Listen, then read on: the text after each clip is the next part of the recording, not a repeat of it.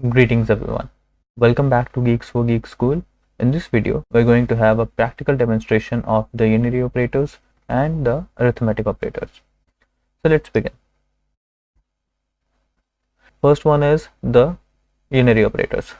Here, we're going to use the increment and the decrement operators in the postfix and the prefix positions. So let's begin. The first one is the increment operator. For that हमने जो first variable लिया है वो है a equals to 10. अब ये a की जो वैल्यू है ये हम याद रखेंगे कि a की वैल्यू है हमारी 10. ऑलराइट, तो सबसे पहला हमने क्या यूनिरी ऑपरेटर अप्लाई किया, हमने किया नेगेटिव करना. a को हमने क्या चेंज कर दिया, किसमें, माइनस a में. ये हमने किया, एक नया वेरिएबल हमने बनाया b जिसमें हमने स्टोर क्या करवा दिया, नेगेटिव ऑफ a. ऑलराइट, और फिर हमने क्या किया, उसको प्रिंट कर दिया आफ्टर माइनस a. ये सिंपल एक स्टेटमेंट जो हम प्रिंट करेंगे, स्लैश एन के साथ न्यू लाइन में आ जाएगा और percentage D is the format specifier. और हमने क्या प्रिंट किया, बी, जिसमें हमारी माइनस ए की वैल्यू स्टोर हो जाएगी. तो इसका आउटपुट क्या आएगा हमारा, नेगेटिव ऑफ ए यानी कि -10 जब हम इसको प्रिंट करेंगे. ऑलराइट, तो अब हमारा है नेक्स्ट हमारा इंक्रीमेंट ऑपरेटर. इंक्रीमेंट ऑपरेटर में क्या क्या थे हमारा, एक तो था a प्लस प्लस और एक था हमारा प्लस प्लस ए.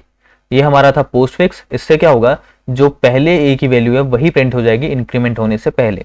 और इसमें क्या होता है कि जो इंक्रीमेंट हुआ फिर a की वैल्यू प्रिंट होगी. यानी कि यहाँ पे अगर a की वैल्यू प्रिंट करेंगे तो क्या होगी 10, और अगर यहाँ पे प्रिंट करेंगे a की वैल्यू तो वो क्या हो जाएगी 11. ऑलराइट, लेकिन इसके बाद, इस स्टेटमेंट के बाद अगर यूज करेंगे हम तो क्या रहेगी हमारी वैल्यू, 10 नहीं रहेगी तो क्या रहेगी, 11 रहेगी. ऑलराइट, चलो, तो अगर हम यहाँ पे फर्स्ट हमने a प्लस प्लस किया यानी कि क्या हमारा पोस्ट फिक्स, तो यहाँ पे c के अंदर क्या वैल्यू आएगी, क्योंकि हमने a पहले यूज कर लिया, इंक्रीमेंट बाद में हुआ, तो c के अंदर वैल्यू क्या है, एज इट इज आ जाएगी 10.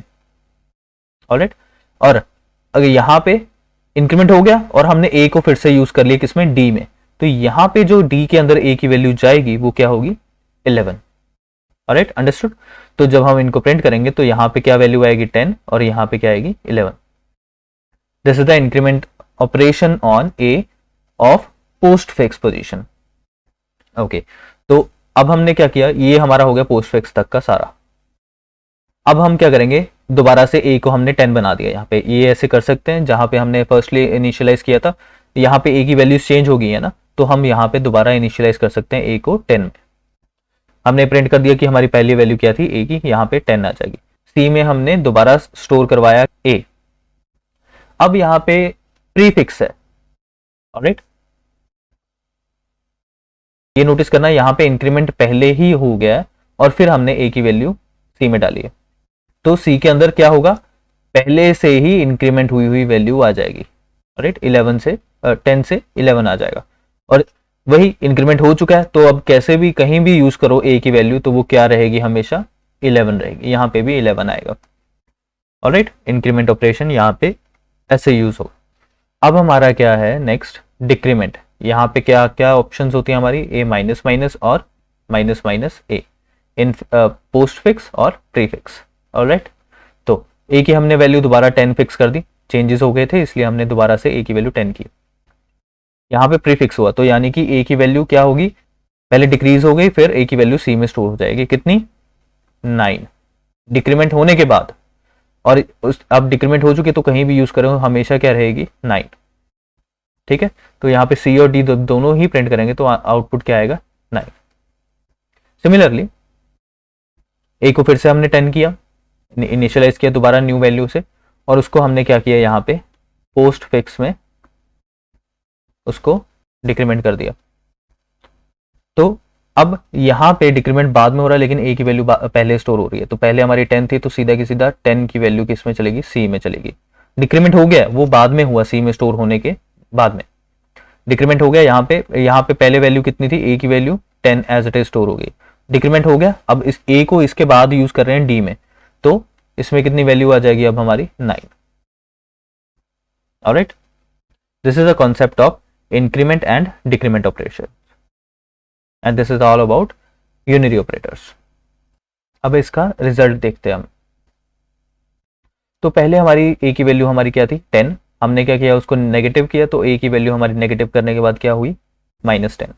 उसके बाद हमने क्या किया, इसको इंक्रीमेंट ऑपरेशन यूज किया इसके ऊपर, और पहला क्या था हमारा पोस्ट फिक्स, यानी कि सी के अंदर क्या वैल्यू स्टोर हुई थी, ए की वैल्यू जो एज इट इज थी, उसके बाद इंक्रीमेंट हो गया और डी में वैल्यू हो गई 11।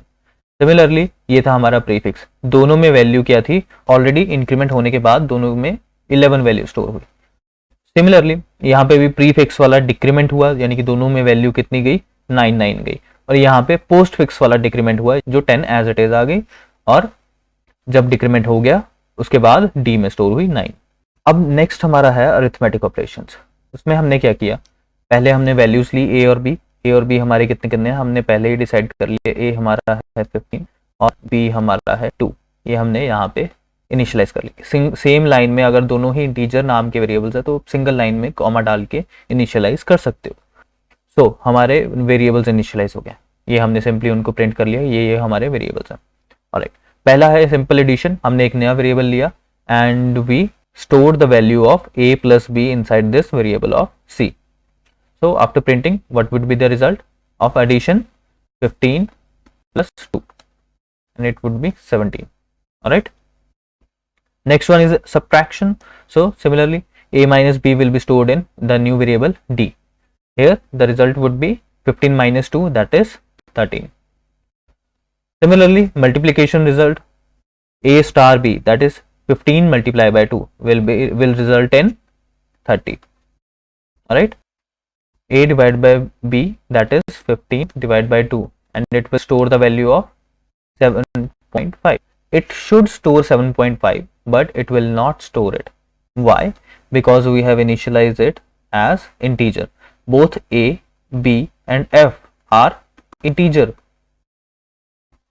Integer values do not store this floating point. 0.5 will not be displayed in the result. It will only display as 7.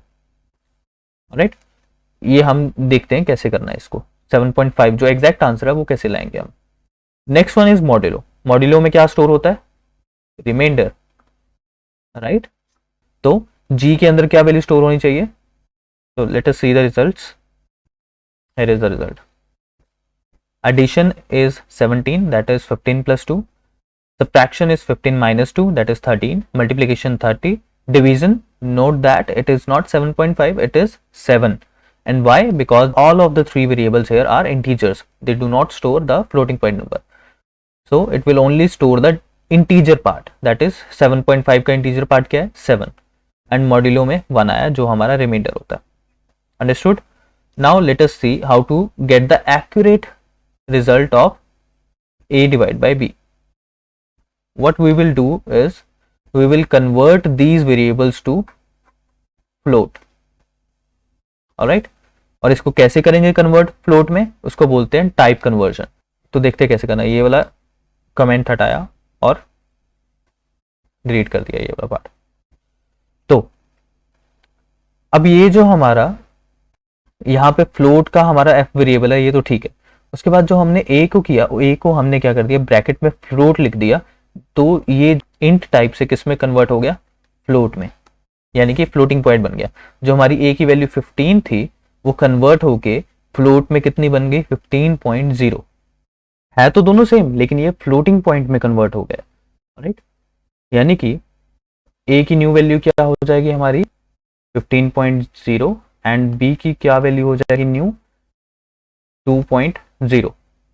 Float में कन्वर्ट करने, फ्लोट कैसे करते हैं, हमारा जो वेरिएबल था उसके सामने हमने लिख दिया फ्लोट, ये कन्वर्ट हो गया वेरिएबल किसमें, इंटीजर से फ्लोट में कन्वर्ट हो गया।